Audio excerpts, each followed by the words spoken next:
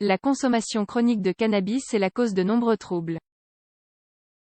Malheureusement, le syndrome des hyperémèses cannabinoïdes est peu connu et a tendance à être sous-diagnostiqué.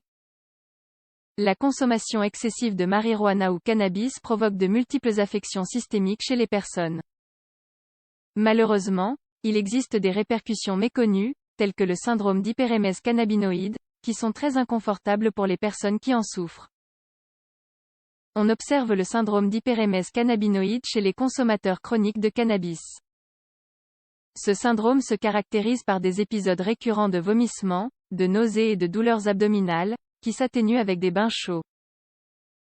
Les symptômes disparaissent lorsque la personne cesse de consommer du cannabis. Les phases du syndrome d'hyperémèse cannabinoïde. Ce syndrome se divise en 3 grandes phases, qui présentent des différences très marquées les unes par rapport aux autres. Ce sont les suivantes: phase prodromique, phase d'hyperémèse et phase de récupération. 1. Phase prodromique. Il s'agit du stade initial de la maladie, les manifestations cliniques sont donc bénignes et ne limitent pas les activités quotidiennes. La phase prodromique se caractérise par la présence de nausées matinales et de douleurs abdominales. Le patient peut persister à ce stade pendant plusieurs mois ou années sans recevoir un diagnostic précis. Le retard est dû au fait que les personnes n'admettent pas qu'elles consomment du cannabis et que les symptômes sont associés à d'autres pathologies. D'autre part, l'une des applications médicales les plus connues du cannabis est la réduction des nausées et des vomissements, ainsi que le soulagement de la douleur chronique. Ce fait amène les personnes à augmenter leur consommation pour améliorer les symptômes, ce qui accélère la progression du trouble. 2. Phase d'hyperémèse.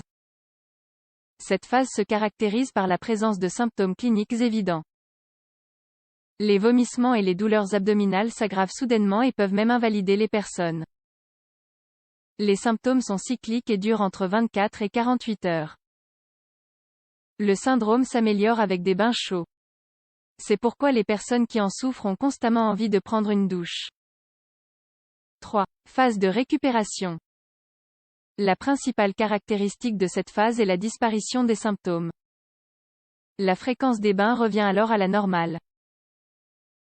La durée de cette phase est très variable, elle peut durer quelques mois comme plusieurs années.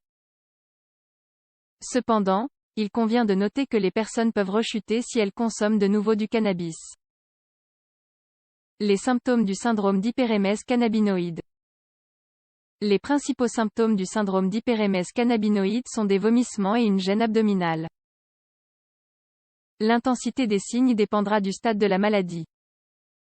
D'autre part, les symptômes suivants peuvent également apparaître. Nausées constantes et intenses, perte d'appétit, perte de poids involontaire, augmentation de la fréquence cardiaque. La plupart de ces symptômes durent le même temps que la phase d'hyperémèse, c'est-à-dire entre 1 et 2 jours. Cependant, la durée peut être plus longue si la consommation de cannabis se poursuit. Les complications possibles. La principale complication du syndrome d'hyperémèse cannabinoïde est la déshydratation. Les vomissements constants génèrent une perte considérable de liquide et d'électrolytes, ce qui provoque diverses manifestations systémiques. En effet, la perte d'eau et la perte d'électrolytes font que le corps perd son équilibre naturel. Les complications suivantes peuvent alors survenir. Contractions musculaires involontaires, convulsions, faiblesse générale, choc, arythmie sévère, insuffisance rénale. Les causes du syndrome d'hyperémèse cannabinoïde. Malheureusement, la cause précise du syndrome d'hyperémèse cannabinoïde n'a pas encore été établie. Il est important de noter que ce syndrome n'a été découvert qu'en 2004, des recherches supplémentaires sont donc nécessaires. Les différentes études sur le sujet établissent différentes théories. Toutes ces théories impliquent l'interaction du tétrahydrocannabinol, THC, et d'autres ingrédients actifs avec des récepteurs dans le système gastro-intestinal. L'une des théories les plus acceptées affirme que le THC interagit avec le récepteur CB1. L'interaction constante générerait des modifications du tube digestif et provoquerait l'apparition du syndrome. Cependant, la génétique semble jouer un rôle fondamental, car les consommateurs ne développent pas toute la maladie. Le diagnostic. Le diagnostic est un véritable défi pour les spécialistes. Les patients ont tendance à cacher qu'ils consomment du cannabis de manière récurrente, ce qui rend impossible une approche précise et opportune. Les tests de laboratoire ne sont pas utiles pour identifier la maladie, de sorte que les médecins se fient souvent aux signes cliniques et aux antécédents. Des critères ont été établis pour faciliter la détection de l'altération. Parmi eux, les suivants se démarquent.